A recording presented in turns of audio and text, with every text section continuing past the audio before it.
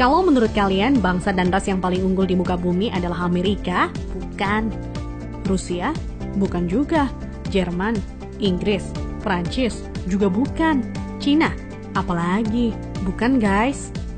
Menurut ahli DNA dari Oxford University, Stephen Oppenheimer, pada acara bedah bukunya berjudul Eden in the East, Surga di Timur, bahwa induk peradaban manusia modern bukan berasal dari Mesir, bukan dari Mediterania, dan tidak juga dari Mesopotamia, bukan pula dari Barat apalagi Cina, tetapi peradaban manusia modern justru dari Indonesia. Iya guys, bangsa ini merupakan pewaris tunggal kejayaan bangsa-bangsa besar di masa lalu. Dan agaknya, Profesor Arício Santos dari Brasil pun selaras dengan teori Oppenheimer. Dalam buku Atlantis The Lost Continent Finally Found, ia menyatakan bahwa titik Atlantis itu ada di Sundaland. Jadi guys, kita tidak pantas bersikap kerdil dengan memelihara sindrom inferior akut alias rasa minder terhadap bangsa luar. Kenapa? Karena nenek moyang kita dulu adalah bangsa yang unggul. Nenek moyang bangsa-bangsa. Jelas ya guys? Lantas, kenapa ada sejarawan menyebut bahwa nenek moyang kita itu tidak beradab, bodoh, penyembah berhala? Itu faktor penjajahan atau kolonisasi guys. Yakni pembodohan, pengaburan, dan pembengkokan sejarah oleh kaum penjajah. Menurut Juri Lina dalam buku Architect of Deception, Secret of Freemasonry, ada 3 cara melemahkan dan menjajah suatu negeri. Pertama, kaburkan sejarahnya. Kedua, hancurkan bukti-bukti sejarah bangsa itu hingga tidak bisa lagi diteliti dan dibuktikan kebenarannya. 3, putuskan hubungan mereka dengan para leluhur dengan mengatakan bahwa leluhur itu bodoh dan primitif. Guys, sejarah Nusantara ini dibikin oleh kaum penjajah seolah-olah hanya dimulai dari era kemerdekaan atau paling jauh di era Raja-Raja Nusantara dulu versi penjajah. Tahu nggak sih guys, ribuan tahun lalu Nusantara terbagi dalam 3 era loh. Era pertama disebut era Wangsa Keling. Wangsa artinya bangsa, sedang Keling artinya kuat. Jadi Wangsa Keling maksudnya adalah bangsa yang kuat.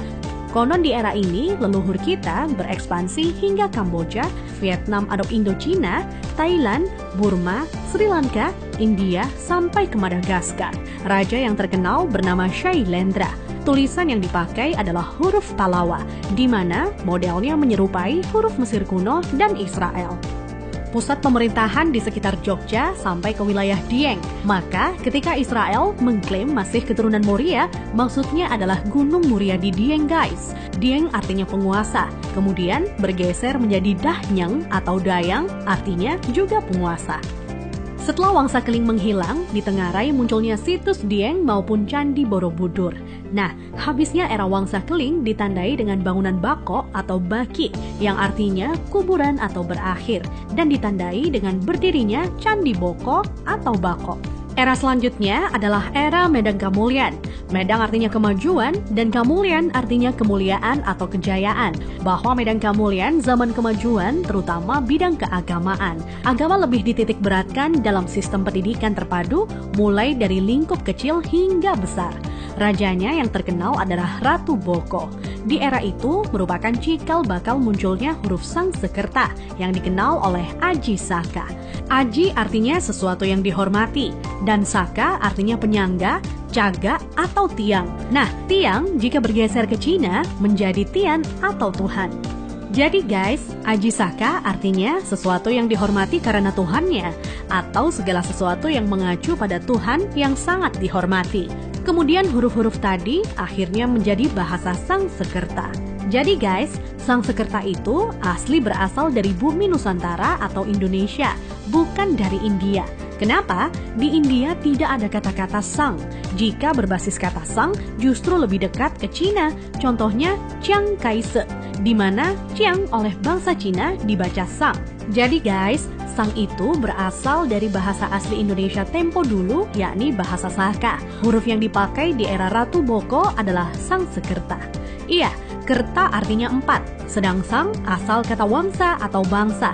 Jadi, Sangsekerta itu 4 bangsa yang meliputi antara lain, pertama, bangsa Qin yang meliputi bangsa Cina sendiri, Vietnam, Laos, dan Kamboja.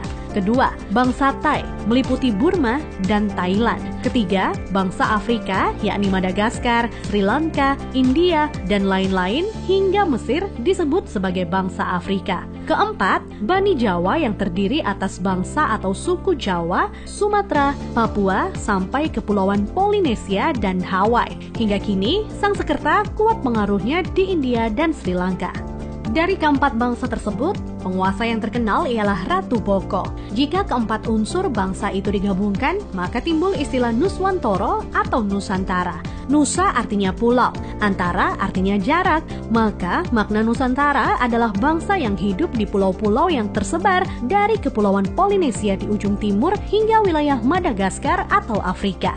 Selanjutnya dari era Medan Kamulyan berganti ke era Kahuripan. Kahuripan artinya kehidupan. Raja yang terkenal adalah Hayam Wuruk atau Brawijaya III yang terkenal dengan sebutan Jumadil Kubro sebagaimana makamnya di Troloyo, Trowulan, Mojokerto. Maksud kata Jumadil adalah Jum'ah atau Jumat yang artinya berkumpul atau bersatu dan Kubro artinya besar. Jadi Jumadil Kubro maknanya adalah berkumpulnya sesuatu yang besar atau istilah Sangsekerta disebut Sumpah Palapa. Melalui Sumpah Palapa, Hayam Wuruk berhasrat membangun kembali Nusantara sebagaimana dulu pernah gemilang di era Medan Kamulyan. Ia ingin menyatukan Nusantara yang telah tercerai-berai menjadi beberapa kerajaan atau wilayah kecil-kecil.